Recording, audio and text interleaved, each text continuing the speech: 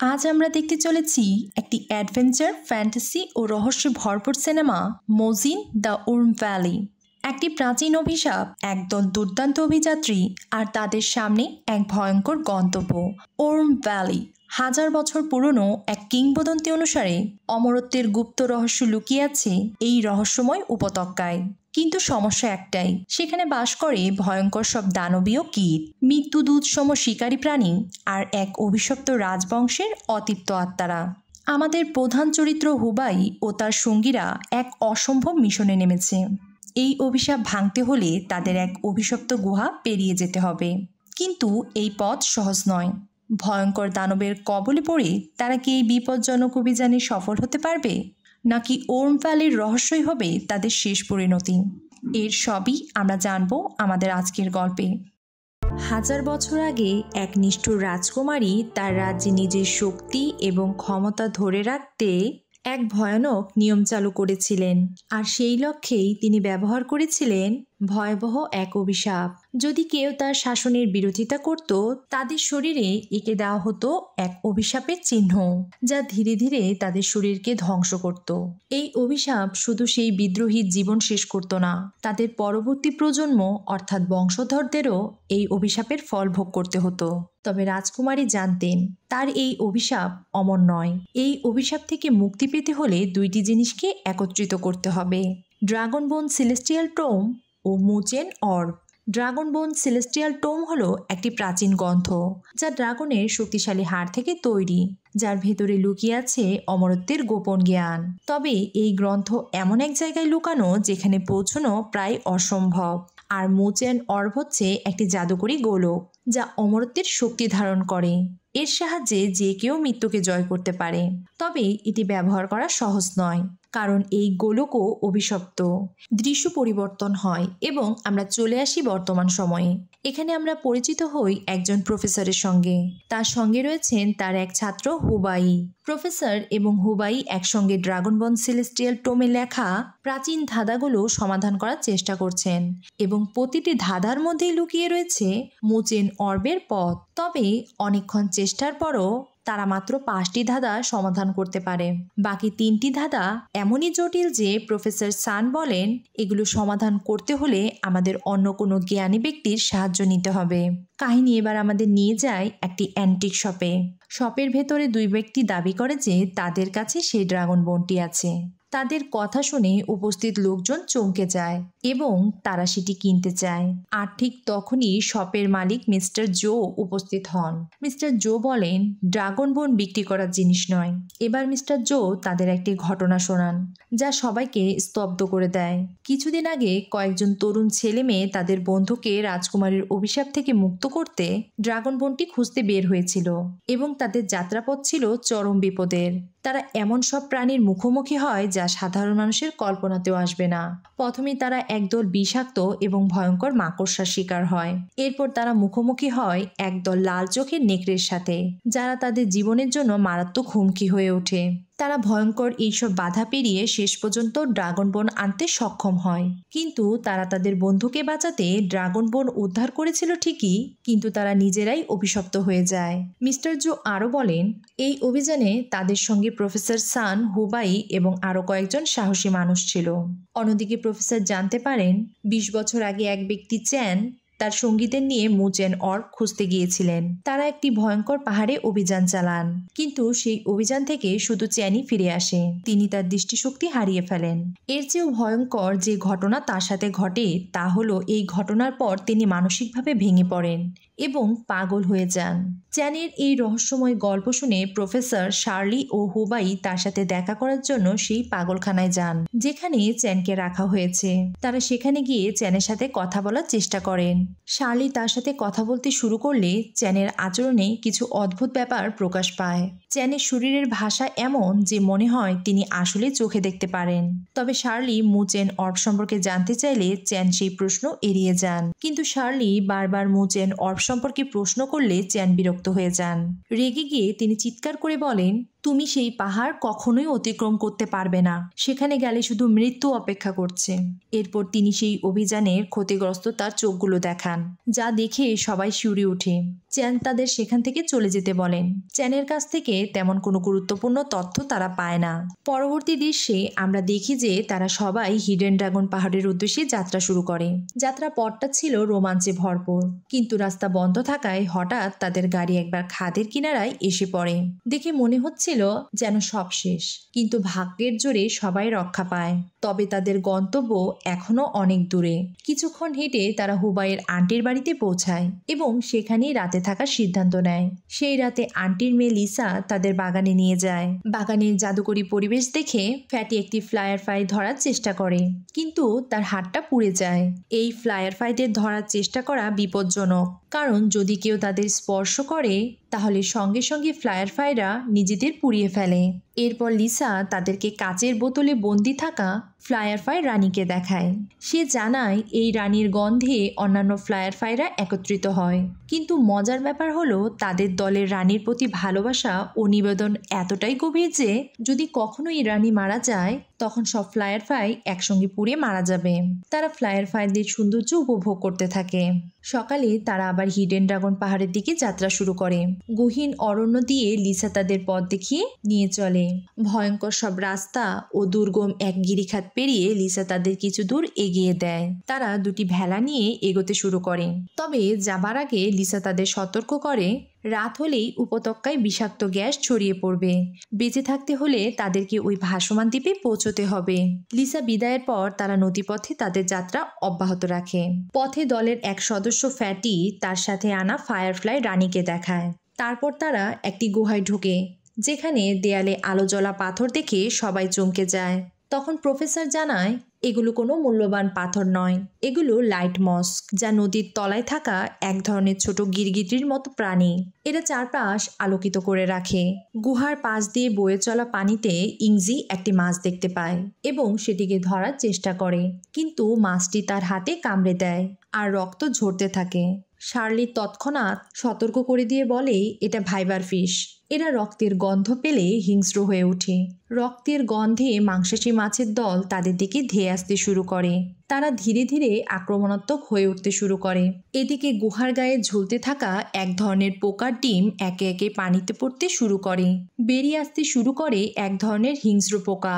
এরপর তারা একই সাথে সেই উড়ন্ত পোকা এবং হিংস্র মাছের মুখোমুখি হয়। তারা প্রাণপণে প্রতিরোধ করার চেষ্টা করে, কিন্তু পরিস্থিতি নিয়ন্ত্রণের বাইরে চলে যায়। বাধ্য হয়ে প্রফেসর তার ফায়ার গান ব্যবহার করেন এবং তারা সেখান থেকে বেরিয়ে আসে। কিন্তু গুহার ভিতর তারা প্রবল স্রোতের কবলে পড়ে। তাদের একটি ভেলা ভেঙে যায় এবং সবাই একটি ঝর্ণা থেকে নিচে পড়ে যায়, আর দলটি আলাদা হয়ে যায়। তারা এখন ভাসমান দ্বীপের কাছাকাছি থাকলেও একে অপরের খোঁজে ছুটতে থাকে। প্রফেসরের দল অজ্ঞাত কিছু মৃতদেহ খুঁজে পায়।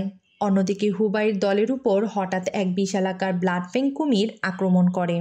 একই রকম ভয়ঙ্কর কুমিরের মুখোমুখি হয় প্রফেসরের দলও।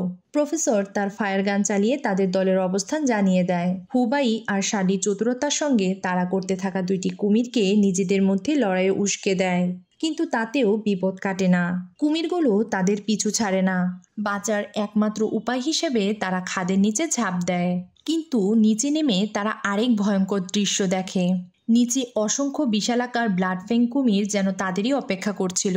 হঠাৎই আকাশে বিজলি চমকে ওঠে, আর তারা খেয়াল করে কুমিরগুলো বিদ্যুতের শব্দে ভয় পায়। সেই সুযোগে তারা পালানোর চেষ্টা করে। অনেক কষ্টে দলটি সেই ভাসমান দ্বীপের দিকে ছুটতে থাকে। দ্বীপটি যেন মেঘের উপরে ভেসে থাকা আরেক জগৎ। তারা দ্বীপের কাছাকাছি পৌঁছলে প্রফেসর একটি গাছের ডালে আটকে যান, কারণ লিজার্ডের একটি দল তাকে আক্রমণ করেছিল। হুবাই আর শার্লি খুবই বুদ্ধিমত্তার সঙ্গে কুমিরগুলোর মনোযোগ নিজেদের দিকে টেনে নেয় এবং তাদের খাদে ফেলে দেয়।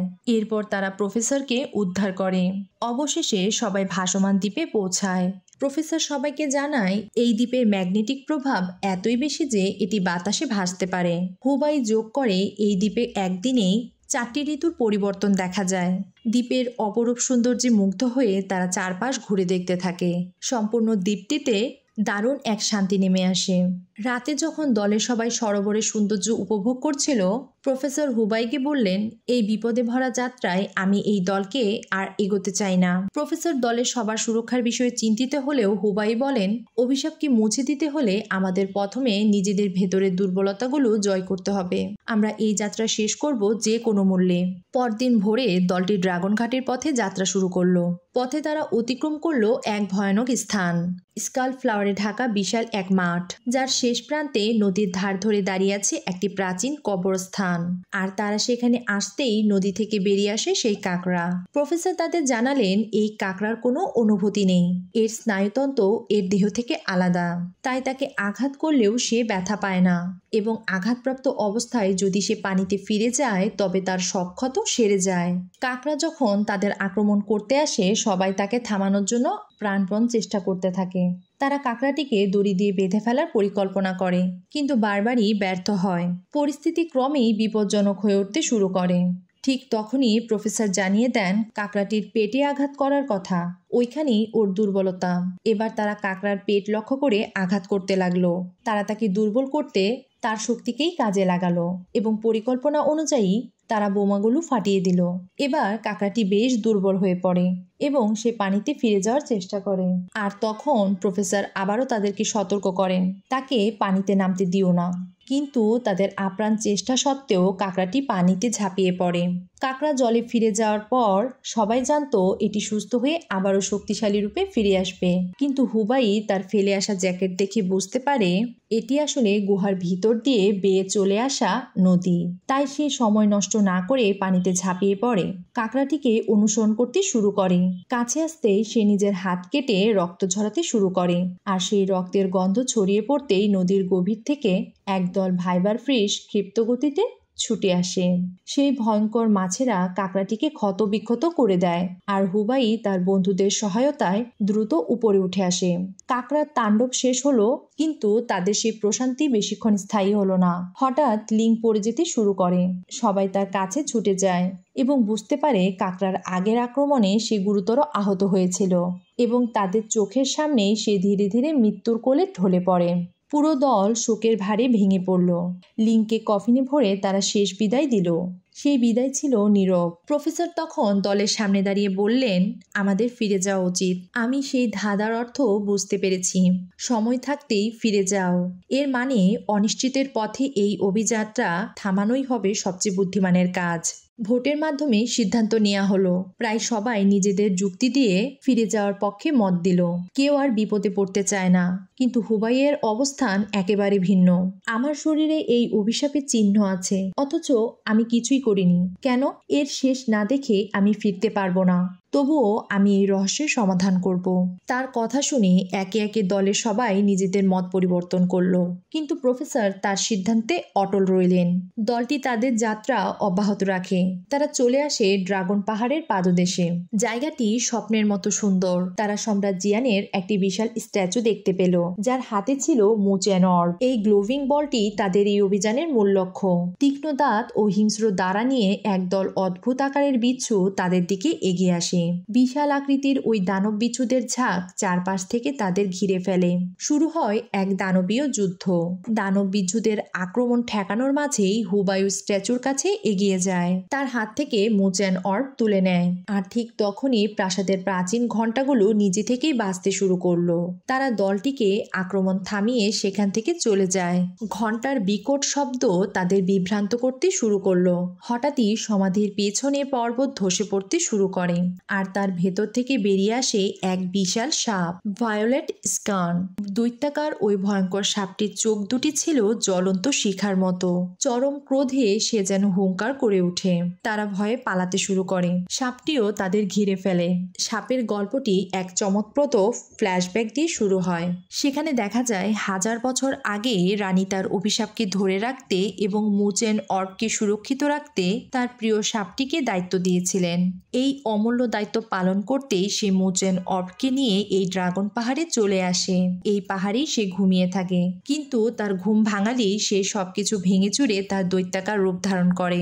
শার্লি বলতে থাকে ওর চোখের দিকে তাকিও না। প্রচন্ড শব্দ ও ওই হিংস্র সাপটি দেখে দলটি এক মুহূর্তে বিভ্রান্ত হয়ে পড়ল। এখন তাদের সামনে মাত্র দুইটি পথ, ওই এক বিশালাকার সাপের কাছে আত্মসমর্পণ করা অথবা তার মোকাবেলা করা। তাই তারা সাপটিকে চ্যালেঞ্জ করে। দলটি তাদের প্রথম আক্রমণ চালায়। সাপটিও তার বিষাক্ত ছোবল দিয়ে পাল্টা আক্রমণ করতে শুরু করে, তাদের ছত্রভঙ্গ করে দেয়। সাপটি ক্রমেই ভয়ঙ্কর হয়ে উঠতে শুরু করে। তারা পালাতে থাকে, আর এই পালানোর মধ্যে ফায়ারফ্লাইকে বন্দি করে রাখা কাচের বোতলটি পড়ে যায়। বোতলের ফাটল দিয়ে রানীর গন্ধ বেরিয়ে আসতে শুরু করে, আর সেই গন্ধ টেনে আনে আশেপাশের অসংখ্য ফায়ারফ্লাই। এত সব বিশৃঙ্খলার মাঝে হুবাই একটি পরিকল্পনা করে। সে বোতলে থাকা ফায়ারফ্লাই রানীকে সাপটির কাছাকাছি নিয়ে যাওয়ার চেষ্টা করে, কিন্তু সাপটি তাকে আক্রমণ করে। সেই সঙ্গে বোতলটিও পুরোপুরি ভেঙে যায়, আর ফায়ারফ্লাই রানী মুক্ত হয়ে উঠতে শুরু করে। হঠাৎই কেউ ফায়ারফ্লাই রানীকে ধরে ফেলে। শেষ মুহূর্তে সে ফিরে এসেছে। ফায়ারফ্লাই রানীকে হাতে ধরে প্রফেসর বুঝতে পারে এটি তাদের বাঁচার শেষ সুযোগ, কিন্তু রানীর সঙ্গে প্রফেসরের হাতও পুড়তে শুরু করে।